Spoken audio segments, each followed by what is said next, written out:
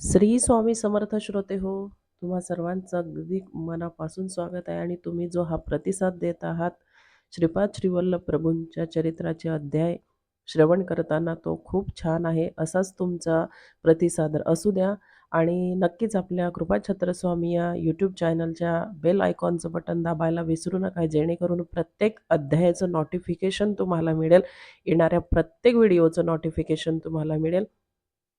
तर चला आजच्या श्रीपाद श्रीवल्लभ प्रभूंच्या तिसऱ्या अध्यायाला सुरुवात करू. ताईंच्या आवाजामध्ये श्री स्वामी समर्थ. श्रीपाद श्रीवल्लभांचा जय जयकार असो. श्री स्वामी समर्थ.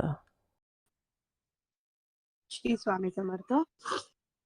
आजचा जो अध्याय आहे श्रीपाद राजम शरणम प्रपद्ये अध्याय तिसरा, तो पठन केल्याने नागदोष निवारण, संतान प्रतिबंधक दोष निवारण होते. श्रीपाद श्रीवल्लभ स्तोत्रम. श्रीपाद वल्लभ गुरो वदनारविन्दं वैराग्य दीप्ति परमोज्वलं द्वितीयं मंदस्मितं सुमुदरं करुणाद्रनेत्रं संसारतापहरणं सततं स्मरामि. श्रीपाद वल्लभ गुरो करकल्पवृक्षं भक्तेष्टदाननिरतं रिपुसंशयं संस्मरण मात्र चिति जागरणं सुभद्रं संसार भीति शमनं सततं भजामि. श्रीपाद वल्लभ गुरो परमेश्वरस्य योगीश्वरस्य शिवशक्ति समन्वितस्य श्रीपर्वतस्य शिखरं खलु सन्निविष्टं त्रैलोक्य पावन पदाब्जमहं नमामि. श्री स्वामी समर्थ. अध्याय तिसरा श्रीपाद राजम शरणम प्रपद्ये. अध्यायाचे नाव, एक मिनिट थांबा.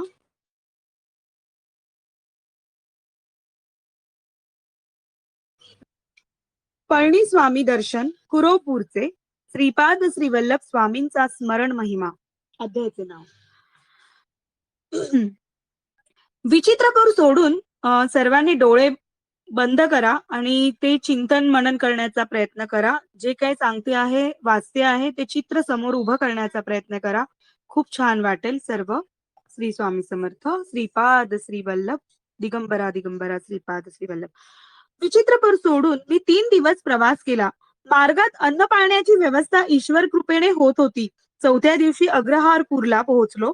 तेथील एका ब्राह्मणाच्या घरासमोर उभे राहून ओम भिक्षाम देही असे म्हणून भिक्षा मागितली. त्या घरातून एक अतिशय क्रोधयमान झालेली एक स्त्री बाहेर आली. ती म्हणाली, भात नाही, लात नाही.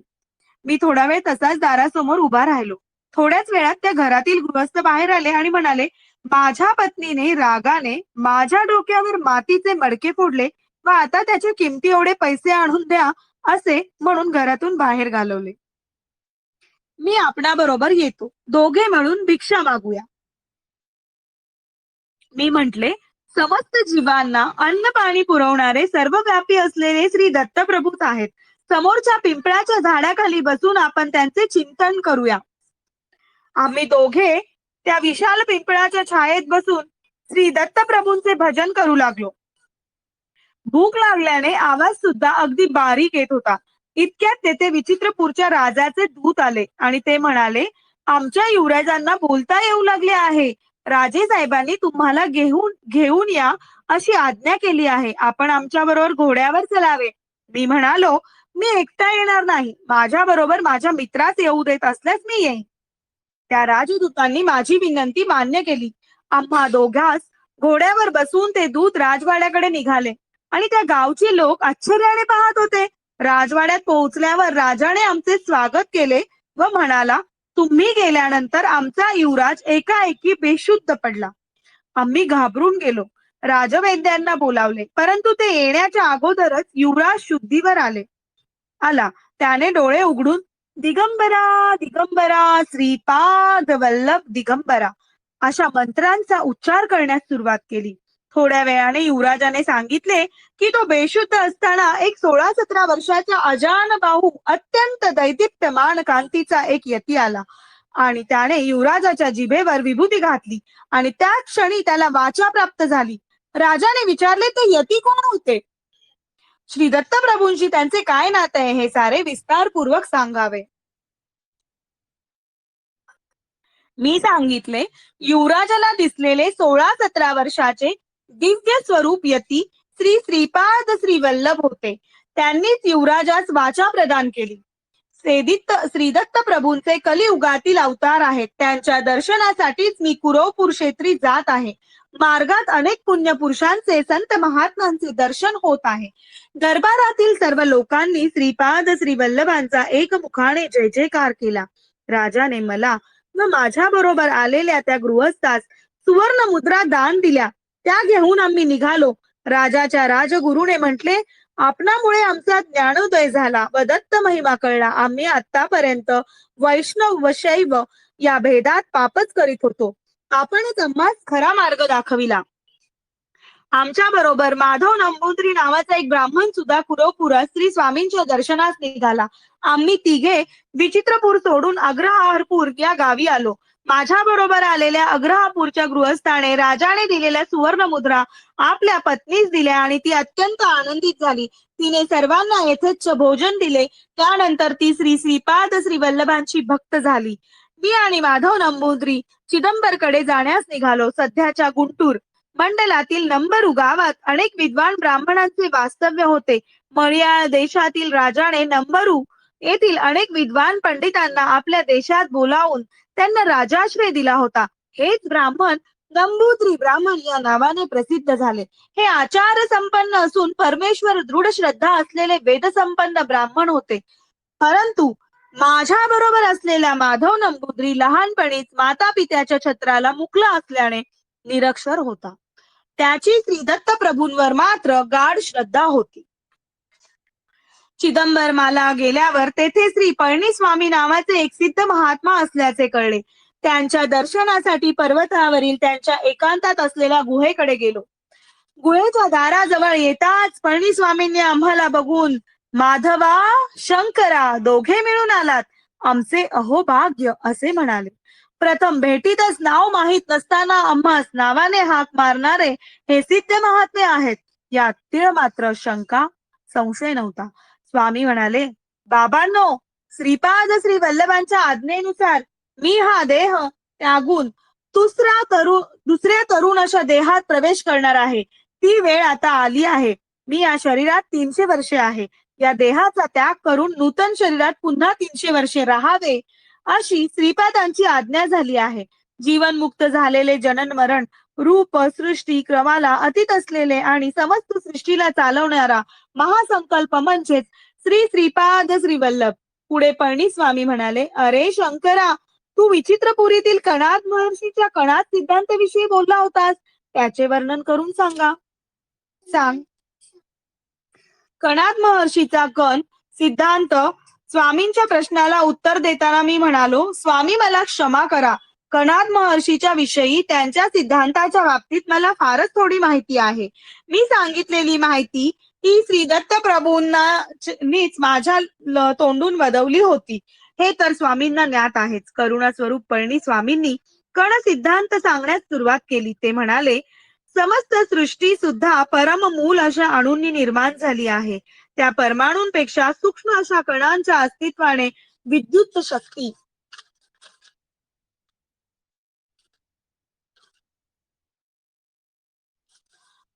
शक्ती उद्भवते. हे सूक्ष्म कण महावेगाने आपापल्या कक्षेमध्ये परिभ्रमण करीत असतात. स्थूल सूर्याभोवती ग्रह आपल्या भिन्न भिन्न कक्षेतून परिभ्रमण करीत असतात. त्याचप्रमाणे हे सूक्ष्म कण सुद्धा आपल्या केंद्रबिंदूस अनुसरून परिभ्रमण करीत असतात.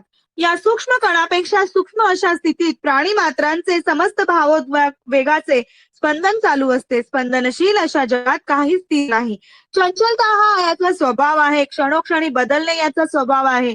या स्पंदनांपेक्षा सूक्ष्म स्थितीत दत्तप्रभूंचे चैतन्य असते. यावरून मला सर्वात महत्वाचे म्हणजे सूक्ष्म असलेल्या सगळ्यांपेक्षाही सूक्ष्म अशा श्री दत्तप्रभूंचा अनुग्रह मिळवणे जितके सोपे आहे तितकेच कठीण सुद्धा आहे. प्रति कणाचे अनंत भाग केले असता एक एक कणाचा भाग शून्या समान होतो. अनंत अशा शून्यांचे फलस्वरूप ही चराचर सृष्टी आहे. पदार्थ सृष्टी ज्या प्रकारे होते त्याचप्रमाणे व्यतिरेकी पदार्थांचे सुद्धा असते. या दोहोंचे मिश्रण झाल्यास व्यतिरेक पदार्थांचा नाश होतो. पदार्थाचे गुणात सुद्धा फरक येतो. अर्चा अवतारात प्राणप्रतिष्ठा केली असता ती मूर्ती चैतन्यवंत होऊन भक्ताची मनोकामना पूर्ण करते. सर्व मंत्र कुंडलिनी शक्तीमध्ये असतात.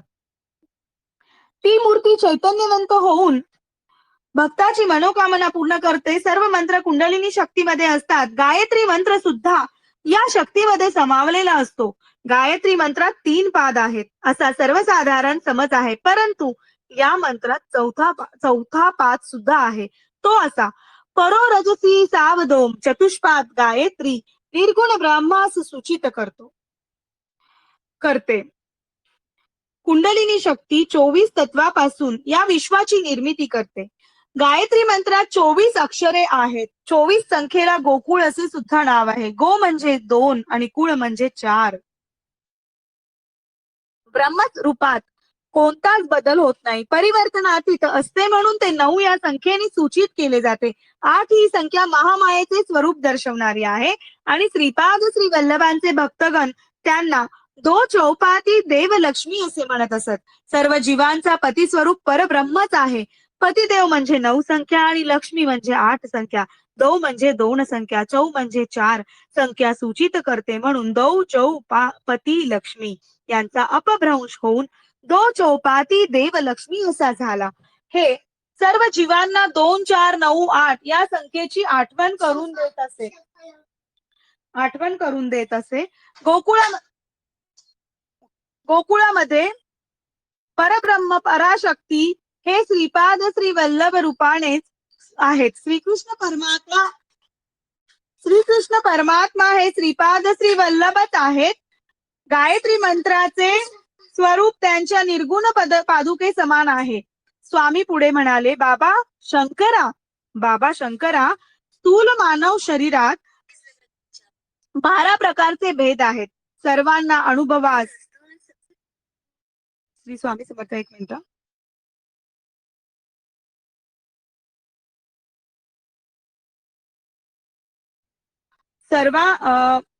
श्रीपाद श्री वल्लभ पिटिकापुरम येथे मानव शरीराने अवतार घेण्यापूर्वी सर्वांना अनुभवास आलेले स्थूल शरीर सूर्याच्या प्रभावात आलेले आहे. श्रीपाद श्री वल्लभ पिटिकापुरम येथे मानव शरीराने अवतार घेण्यापूर्वी सुमारे 108 वर्षे या प्रदेशात आले होते.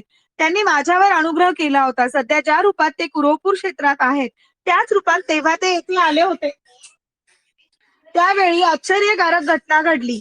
हिमालयातील काही महायोगी बद्री केदार तीर्थक्षेत्रातील बद्री नारायणाची ब्रह्मकमळे अर्पण करून पूजा करीत होते.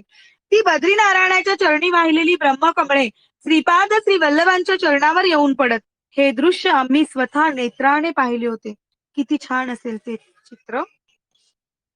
पळणीस्वामींच्या त्या दिव्य व्यक्तित्वाने मी अगदी भारावून गेलो.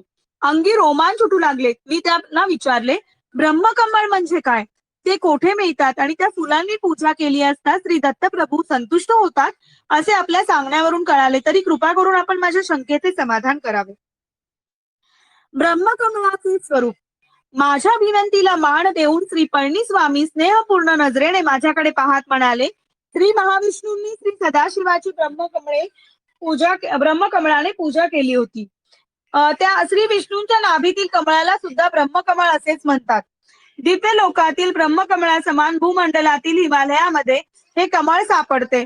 सुमारे 12,000 फुटावर हिमालयात वर्षातून एकदाच हे उमलते. अर्धरात्रीच्या वेळी हे फूल उमलते. श्री स्वामी समर्थ.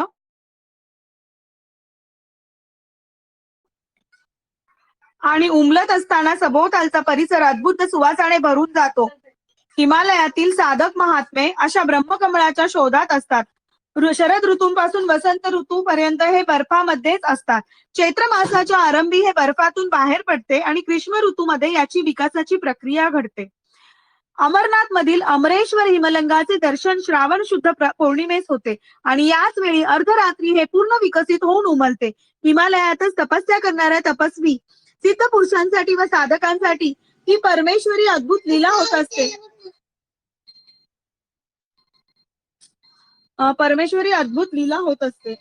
श्री स्वामी समर्थ. एक मिनिट.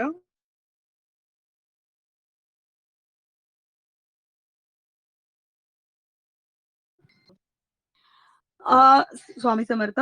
हिमालयातच तपस्या करणाऱ्या तपस्वी सिद्ध पुरुषांसाठी व साधकांसाठी ही परमेश्वरी अद्भुत लीला असते. ब्रह्मकमळाच्या दर्शनाने सर्व पातकांचा नाश होतो आणि योग सिद्धीतील विघ्ने नष्ट होतात. या कमळाच्या दर्शनाने योगी तपस्वी सिद्ध पुरुष आपापल्या मार्गात उच्च स्थिती प्राप्त करतात. ज्या भक्तांच्या भाग्यात या ब्रह्मकमळाचे दर्शन असते त्या सर्वांचे दर्शन घेणे झाल्यावर हे कमळ अंतर्धान पावते. श्री पळणीस्वामी पुढे म्हणाले, बाबा शंकरा, मी 10 दिवस समाधीत बसवण्याचे ठरवले आहे. दर्शन घेण्याच्या आर्त इच्छेने कोणी भक्त आल्यास माझ्या समाधीत भंग न पडू देता त्यांना शांतपणे दर्शन करावा. साप चावून मृत झालेले कोणी आल्यास त्यांना मी समाधीमध्ये असल्याचे सांगून मृतदेहास नदीच्या प्रवाहात अथवा जमिनीत पुरून ठेवावे अशी माझी आज्ञा आहे असे सांगावे. श्री पळणीस्वामी बसलेल्या आसनावर समाधीस्थ झाले. मी आणि माधव दोघे मिळून येणाऱ्या भक्तांना दुरून अत्यंत शांतपणे दर्शन घडवून आणीत होतो. दर्शनास आलेल्या काही भक्तांनी तांदूळ, डाळ, पीठ असे साहित्य स्वामींना अर्पण करण्यासाठी आणले होते. ते पाहून माधवने स्वयंपाक करण्याचे ठरवले. सरपणासाठी उपयोगात आणण्यासाठी त्याला जवळच पडलेले एक वाळलेले मोठे नारळाच्या झाडाचे पान दिसले. ते आणण्यासाठी तो त्या पानाजवळ गेला आणि त्याच्याबरोबर एक भक्त सुद्धा होता. माधवने ते पान उचलून खांद्यावर ठेवले. इतक्यात त्या पानाखाली बसून विश्रांती घेत असलेला एक सर्प रागाने त्याला कडकडून चावला. त्या सर्पाचे विष एवढे दाहक होते की माधव तत्काळ काळा निळा होऊन मृत झाला, जमिनीवर पडला. तिघांनी मिळून त्याला गुहेजवळ आणले.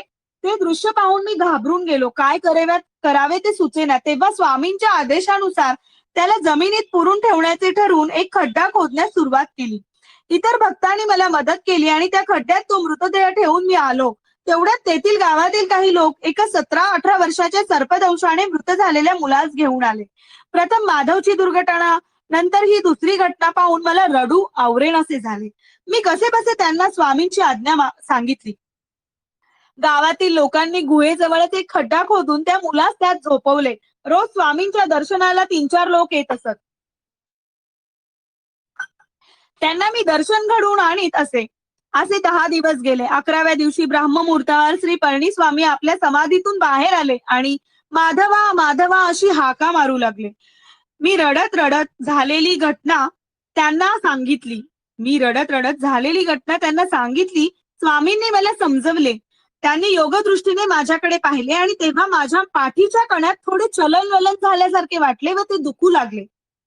नंतर पुन्हा एकदा अगदी प्रसन्न चित्ताने माझ्याकडे पाहिले आणि माझी सारी वेदना नष्ट झाली. स्वामी मला म्हणाले, बाबा शंकरा, माधवला श्रीपाद श्री वल्लभांचे दर्शन स्थूल शरीराने होणार नव्हते. त्यामुळे त्याचे सूक्ष्म शरीर गेल्या 10 दिवसांपासून कुरोपुरात असलेल्या श्री चरणांच्या सानिध्यात आहे. काही झाले तरी त्याची इच्छा पूर्ण झाली. श्रीपाद श्री वल्लभांची लीला अगाध आहे. ती कोणी ओळखू शकत नाही. काळ, कर्म, कारण यांचे रहस्य कोणी जाणू शकत नाही. हेच खरे, ते केवळ स्वामीच जाणू शकतात. माधवला पुन्हा स्थूल शरीरात आणण्याचे काम प्रभूंनी माझ्यावर सोपवले आहे असे श्री पळणीस्वामी म्हणाले. स्वामींच्या आदेशानुसार माधवचा मृतदेह बाहेर काढून आणला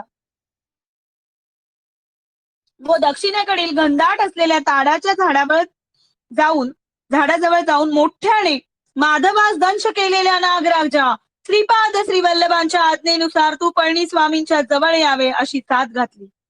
श्री पळणीस्वामींनी आपल्या वस्त्रातून 4 कवड्या काढल्या व त्या मृतदेहाच्या 4ही बाजूस ठेवल्या. थोड्याच वेळात त्या कवड्या उंच उडाल्या व आकाशात 4ही दिशांनी गेल्या. 5-10 मिनिटातच उत्तरेकडून एक साप आला. स्वामींच्या 4 कवड्या त्याच्या फण्यात रुतून बसल्या होत्या. त्यामुळे तो त्रस्त होऊन फुसफुस असा ध्वनी करीत होता. स्वामींनी माधवाच्या शरीरातील विष काढून घेण्यास सांगितले. सर्पदंश ज्या ठिकाणी झाला होता तेथूनच त्याने सर्व विष काढून घेतले. श्री पळणीस्वामींनी श्रीपाद श्री वल्लभांना मनोमनी नमस्कार केला व त्या सर्पावर मंत्रोदक शिंपाडले. तो सर्प स्वामींच्या पदकमलांना स्पर्श करून त्यांना 3 प्रदक्षिणा घालून निघून गेला. श्री दत्त भक्तांना अन्नदान केल्याचे फळ. आपण जे अन्नदान करतो ते कसे असावे हे याच्यातून सांगितले आहे. श्री पळणीस्वामी म्हणाले, अरे शंकरा, हा साप गेल्या जन्मी एक स्त्री होता. तिने आयुष्यात थोडे पाप आणि थोडे पुण्य केले होते. तिने एका दत्तभक्ताला जेवू घातले होते. हा पुण्याचा भाग होता. यथाकाली तिने देह सोडल्यावर यमदूत तिला यमराजांकडे घेऊन गेले. तिला यमराज म्हणाले, तू एकदा एका दत्तभक्तास जेवण दिलेस, त्याचे विशेष पुण्य तुला लाभले आहे. तुला पाप प्रथम भोगायचे आहे का पुण्यफल? ती स्त्री म्हणाली, थोडे आहे ते मी प्रथम भोगते. त्याप्रमाणे तिला पापयोनीत सर्पाच्या योनीत जन्म मिळाला. तिची वृत्ती सर्वांना हानी करण्याची असल्याने वाटेत जो कोणी आडवा येईल त्याला ती चावत असे. ती स्त्री मानव जन्मात रजोगुणी असल्याने तिच्या केवळ जवळ गेलेल्या माधवास तिने दंश केला होता. तिच्या पूर्व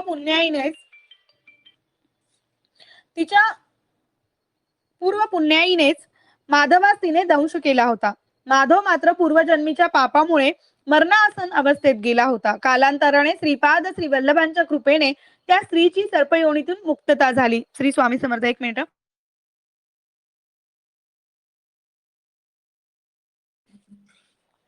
श्रीपाद श्री वल्लभांचा महिमा. श्रीपाद श्री वल्लभांचे नामस्मरण लक्ष्मी, धन, ऐश्वर्य, समाधान प्रदान करणारे आहे. सोनलचा फोन आला, सोनलला फोन कर पप्पांच्या म्हणून. त्यांच्या अनुग्रहातींच्या भाग्याचे काय वर्णन करावे.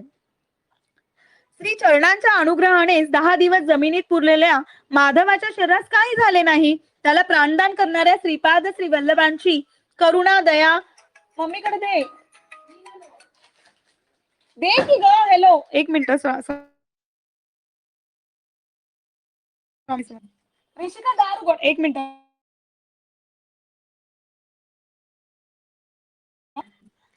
श्रीपाद श्री वल्लभांचे नामस्मरण लक्ष्मी, धन, ऐश्वर्य, समाधान प्रदान करणारा आहे. त्यांच्या अनुग्रहांच्या भाग्याचे काय वर्णन करावे. श्री चरणांच्या अनुग्रहाने 10 दिवस जमिनीत पुरलेल्या माधवाच्या शरीरास काही झाले नाही.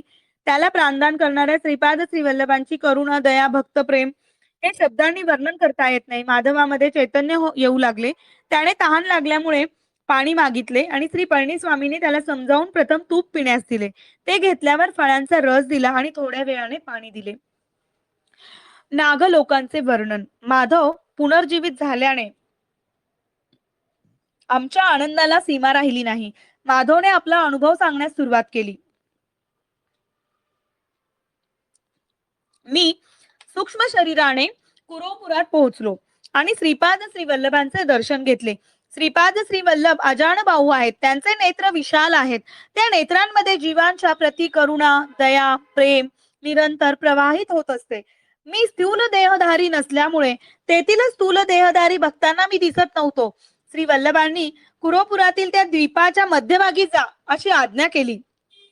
मी श्री वल्लभांचे नामस्मरण करत त्या द्वीपाच्या मध्यभागातून खोलामध्ये गेलो आणि भूमीमध्ये खोलात भूकेंद्राजवळ अनेक प्रासाद, वरांडे असल्यासारखे भासले. ते पाताळ लोकच आहे अशी खात्री झाली. स्थूलता पाहणाऱ्याला स्थूल रूप पदार्थातच दिसतात. माझ्यासारख्या सूक्ष्म रूपधारित शरीराला सूक्ष्म रूप असलेले लोक दिसले.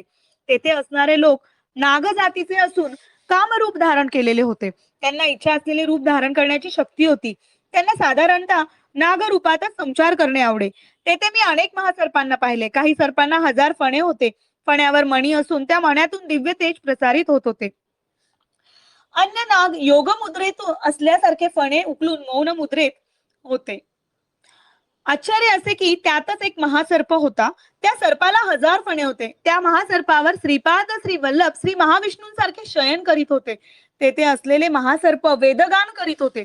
चिदानंद स्वरूपाने स्वामी ते गायन ऐकत होते.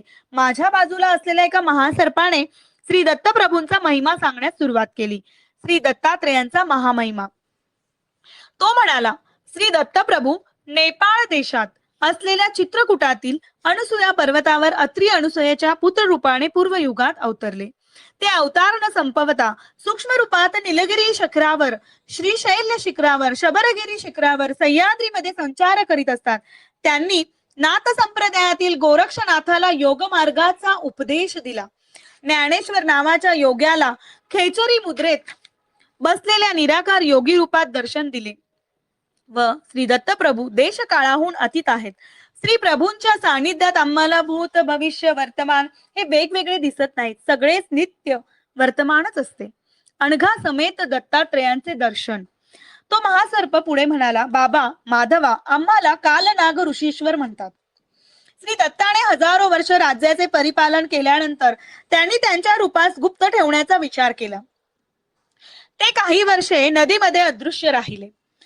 त्यानंतर ते पाण्यावर आले. आम्ही अनुचर परत आमच्या बरोबर येतील म्हणून तेथेच वाट पाहत होतो. परंतु ते आमच्यापासून लपवण्याचा प्रयत्न करीत होते. लपण्याचा प्रयत्न करीत होते. ते आम्हाला माहित होते. ते परत जलसमाधीत जाऊन थोड्या कालांतराने म्हणजे वर्षानंतर वर आले. यावेळेस मात्र त्यांच्या हातात मधुपात्र होते. दुसऱ्या हातात 16 वर्षाची सुंदर कन्या होती. मधुपान करून सदैव गुंगीत असणाऱ्या आणि स्त्रीच्या दास्यात असलेल्या व्यक्तीस आपण आतापर्यंत भ्रमाने आपले दैवत मानले होते, या विचाराने आम्ही तेथून परतलो. त्याच वेळी ते दोघे अदृश्य झाले. ते अदृश्य झाल्यावरच आम्हाला ज्ञानोदय झाला. त्यांच्या हातातील मधुपात्र हे योगानंद स्वरूप असलेले अमृत आणि ती सुंदर त्रिशक्ती रूपिणी अनघा लक्ष्मी देवी आहे, याचे आम्हाला स्मरण झाले. पुनरपी त्यांनी या भूमीवर अवतार घ्यावा यासाठी आम्ही घोर तपश्चर्या केली. आमच्या तपश्चर्येचे फलस्वरूप श्री दत्तात्रेयांनी पिटिकापुरात श्रीपाद श्री वल्लभ या नावाने अवतार घेतला. श्री कुरोपुराचे वर्णन. श्री दत्तात्रेय प्रभू त्या दिवशी ज्या जागेत स्नानासाठी पाण्यात उतरले होते तीच जागा म्हणजे हे आजचे परम पवित्र कुरवपूर आहे. ते जलसमाधीमध्ये असताना आम्ही सुद्धा आमच्या सूक्ष्म स्पंदनाने या सूक्ष्म लोकात योग समाधीमध्ये होतो.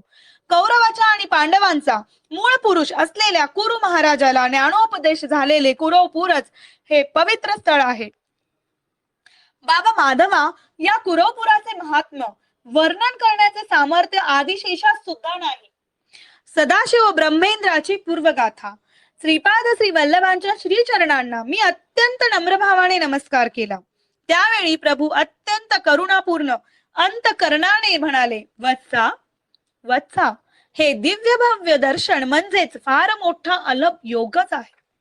तुला बोललेला एक महासर्प येणाऱ्या शताब्दीत ज्योती रामलिंगेश्वर स्वामी या रूपाने अवतरून ज्योती रूपानेच अंतर्धान पावेल. तुझ्याशी बोललेला दुसरा महासर्प सदाशिव ब्रह्मेंद्र या नावाने येणाऱ्या शताब्दीत भूमीवर अवतार घेऊन अनेक लीला दाखवेल. श्री पिटिकापूर सुद्धा माझे अत्यंत प्रिय स्थान आहे. पिटिकापुरात मी जन्मलेल्या माझ्या मातेच्या गृहातच माझ्या पादुकांची प्रतिष्ठापना होईल. माझा जन्म कर्म अत्यंत दिव्य आहे. ते एक गोपनीय रहस्य आहे. तू श्री पिटिकापुरातील माझ्या पादुका प्रतिष्ठा स्थळापासून पाताळात जाऊन तेथील तपोनिष्ठ असलेल्या कालनागांची भेट घेऊन ये. श्री पळणीस्वामी मंद हास्याने म्हणाले, बाबा माधवा, पिटिकापुरातील कालनागांविषयी चर्चा नंतर करू. आपण सत्वर स्नानांची पूर्ती करून ध्यानास बसावे अशी श्रीपाद श्री वल्लभांची आज्ञा आहे. श्रीपाद श्री वल्लभांचा जय जयकार असो. श्रीपाद राजम शरणम प्रपाद्ये. श्री स्वामी समर्थ. अध्याय संपला. सिद्धमंगल स्तोत्र. एक मिनिट. श्रीमदनंत श्री विभूषित अप्पल लक्ष्मी नरसिंह राजा, जय विजयी भव दिग्विजयी भव, जय विजयी भव दिग्विजयी भव. श्रीमदखंड श्री विजयी भव. श्री विद्याधारी राधा सुरेखा श्री राखीधर श्रीपादा, जय विजयी भव दिग्विजयी भव, जय विजयी भव दिग्विजयी भव. श्रीमदखंड श्री विजयी भव. माता सुमती वात्सल्यामृत परिपोषित जय श्रीपादा, जय विजयी भव दिग्विजयी भव, जय विजयी भव दिग्विजयी भव, जय विजयी भव दिग्विजयी भव. श्रीमदखंड श्री विजयी भव. सत्य ऋषीश्वर दुहितानंदन बापण चारिणुत श्रीचरणा, जय विजयी भव दिग्विजयी भव, जय विजयी भव दिग्विजयी भव. श्रीमदखंड श्री विजयी भव. सत्य ऋषीश्वर दुहितानंदन बापण चारिणुत श्रीचरणा, जय विजयी भव दिग्विजयी भव, जय विजयी भव दिग्विजयी भव. श्रीमदखंड श्री विजयी भव. सावित्री काटक चयन पुण्यफला भारद्वज ऋषि गोत्र संभवा, जय विजयी भव दिग्विजयी भव, जय विजयी भव दिग्विजयी भव. श्रीमदखंड श्री विजयी भव. दौचौपाती देव लक्ष्मी गण संख्या बोधित श्रीचरणा, जय विजयी भव दिग्विजयी भव जय विजयी भव दिग्विजयी भव श्रीमदखंड श्री विजयी भव पुण्यरूपिणी राजम्बसूत गर्भ पुण्यफल संजाता जय विजयी भव दिग्विजयी भव जय विजयी भव दिग्विजयी भव श्रीमदखंड श्री विजयी भव सुमती नंदन नरहरि नंदन दत्त देव प्रभु श्रीपादा जय विजयी भव दिग्विजयी भव जय विजयी भव दिग्विजयी भव श्रीमदखंड श्री विजयी भव मिटिका पूरा नित्य विहारा मधुमति दत्ता मंगल रूपा जय विजयी भव दिग्विजयी भव जय विजयी भव दिग्विजयी भव श्रीमदखंड श्री विजयी भव श्रीपादराजं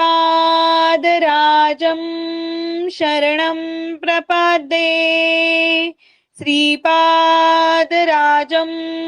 शरणं प्रपद्ये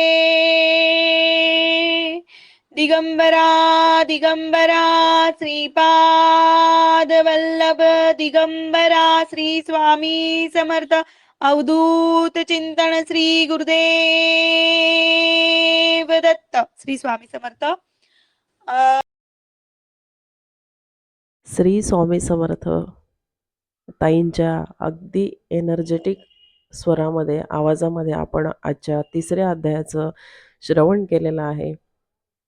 तर खूप अशी छान अशी ऊर्जा आपल्याला मिळालेली आहे आणि हीच ऊर्जा जर तुम्हाला अशीच कायम ठेवायची असेल तर नक्कीच आपल्या चॅनलवर येणाऱ्या प्रत्येक व्हिडिओचं नोटिफिकेशन तुम्हाला हवं असेल तर बेल आयकॉनचं बटन दाबायला विसरू नका आणि आपल्या कृपाछत्र स्वामी या यूट्यूब चॅनलला सबस्क्राईब करायला विसरू नका.